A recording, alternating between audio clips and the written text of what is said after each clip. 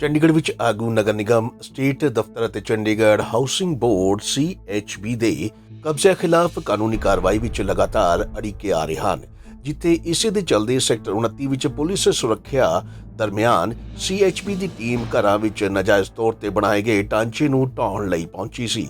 ਚੰਡੀਗੜ੍ਹ ਭਾਜਪਾ ਦੇ ਕੁਝ ਆਗੂਆਂ ਨੇ ਮੌਕੇ ਤੇ ਪਹੁੰਚ ਕੇ ਸਰਕਾਰੀ ਕੰਮਕਾਜ 'ਚ ਦਖਲ ਦਿੰਦਿਆਂ CHB ਖਿਲਾਫ ਨਾਅਰੇਬਾਜ਼ੀ ਸ਼ੁਰੂ ਕਰ ਦਿੱਤੀ, ਜਿਸ ਤੋਂ ਬਾਅਦ ਇੰਡਸਟਰੀਅਲ ਏਰੀਆ ਥਾਣੇ ਦੇ SHO ਰਾਮ ਰਤਨ ਵੀ ਮੌਕੇ ਤੇ ਪੁੱਜੇ।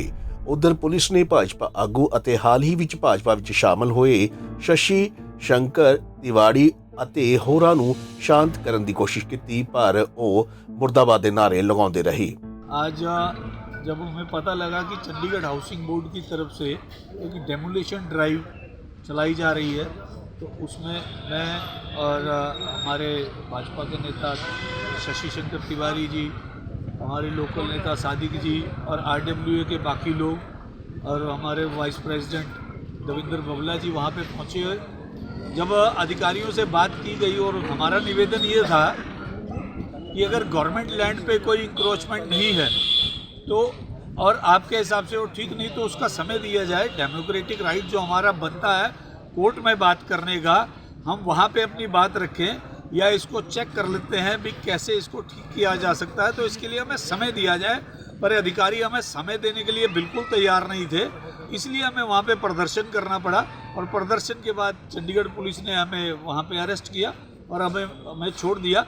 परंतु फिर मैं एक बार हाउसिंग बोर्ड के लोगों को कहना चाहता हूँ, जब जब वो अन्याय की ऐसी बात करेंगे हम लोग सभी लोग इसके लिए गिरफ्तारियां हमेशा देते रहेंगे और इनके अन्याय के खिलाफ हमेशा बात करते रहेंगे। हम लोगों को जो साथ ये धक्काशाही हो रहा, सरकार को चाहिए कोई ना कोई स्कीम बनानी, चाहे हाउसिंग बोर्ड की हो, चाहे लाल डोरा के बाहर हो, चाहे किसी भी एक बारी स्कीम आनी है। जो तलवार लटकी हुई है कॉलोनियों के समय हाउसिंग बोर्ड के हिसाब के वास्ते, ये तलवार को इनको ख़त्म करना चाहिए। जो चंडीगढ़ खूबसूरत शहर बना हुआ है, यहाँ से हर एक आदमी एजुकेशन के हिसाब से आता है रहने वास्ते, मेडिकल के हिसाब से आता है और बाकी चीज़ें सहूलियत के वास्ते यहाँ आता है रहने वास्ते।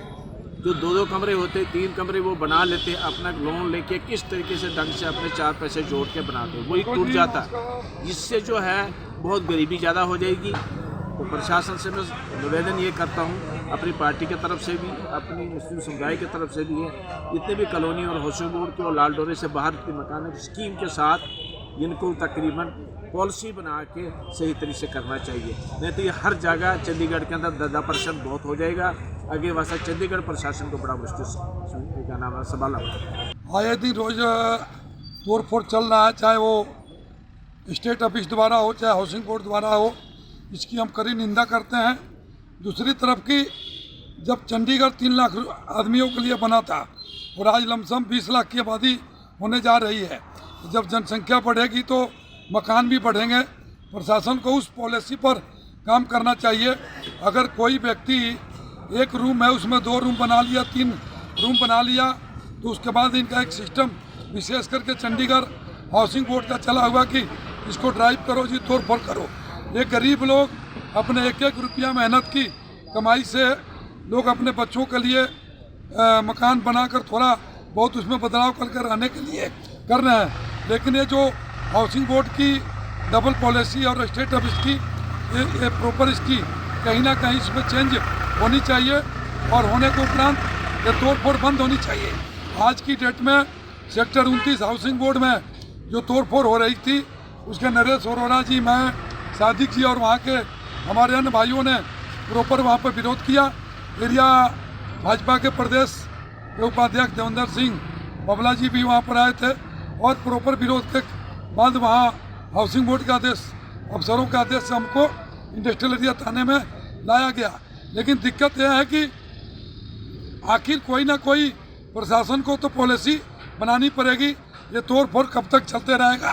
तो हमारी चंडीगढ़ के प्रशासक महोदय से यह निवेदन है कि गरीबों के साथ धक्केशाही ना किया जाए, प्रॉपर इसके ऊपर पॉलिसी बनाकर और जो भी उसके ऊपर एक बार फाइन लगानी है लगाकर उसको पक्का किया जाए। जो तोड़ फोड़ हो रहा है फिर हम दोबारा इसकी कड़ी निंदा करते हैं। और गढ़वा के अंदर में, गाँवों के अंदर में विशेष करके गरीब तबका जो एग्रीकल्चर लैंड था, खेतों की ज़मीन थी, उसके ऊपर अपनी पूरी जीवन की कमाई लगाकर और वहाँ पर छोटे छोटे मकान बना रहे हैं। क्या बोलते हैं, ज़मीन बेचने वाला तो बेचकर गरीबों से पैसा लेकर चले गया, लेकिन वो फंस रहे हैं बेचारा। वो गरीब आदमी तो जो कल डरुआ के अंदर में भी या अन्य गाँवों के अंदर में भी जो तोड़ फोड़ हो रहा है, उसकी भी हम प्रॉपर निंदा करते हैं और उसका भी हम डटकर विरोध करेंगे।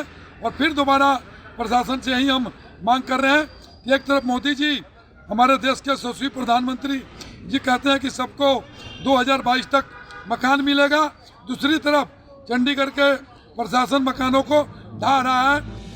ਇੰਨਾ ਹੀ ਨਹੀਂ, ਇਸ ਤੋਂ ਬਾਅਦ ਉਹਨਾਂ ਨੂੰ ਹਿਰਾਸਤ 'ਚ ਵੀ ਲੈ ਲਿਆ ਗਿਆ। ਪੁਲਿਸ ਉਹਨਾਂ ਨੂੰ ਕਾਰ ਵਿੱਚ ਬਿਠਾ ਕੇ ਲੈ ਗਈ, ਜਿਸ ਤੋਂ ਬਾਅਦ ਵਿਭਾਗ ਵੱਲੋਂ ਕਬਜ਼ੇ ਹਟਾਉਣ ਦੀ ਕਾਰਵਾਈ ਕੀਤੀ ਗਈ। ਸਥਾਨਕ ਥਾਣੇ ਦੀ ਐਸਐਚਓ ਨੇ ਦੱਸਿਆ ਕਿ ਉਹਨਾਂ ਨੂੰ ਕੁਝ ਸਮੇਂ ਲਈ ਹਿਰਾਸਤ ਵਿੱਚ ਰੱਖਿਆ ਗਿਆ ਹੈ ਅਤੇ ਬਾਅਦ ਵਿੱਚ ਛੱਡ ਦਿੱਤਾ ਗਿਆ। ਉਧਰ ਬੋਰਡ ਦੇ ਮੁਲਾਜ਼ਮਾਂ ਨੂੰ ਵੀ ਨਾਜਾਇਜ਼ ਉਸਾਰੀਆਂ ਵਿਰੁੱਧ ਚਲਾਈ ਮੁਹਿੰਮ ਦੌਰਾਨ ਸਥਾਨਕ ਲੋਕਾਂ ਦੇ ਗੁੱਸੇ ਦਾ ਸਾਹਮਣਾ ਕਰਨਾ ਪਿਆ।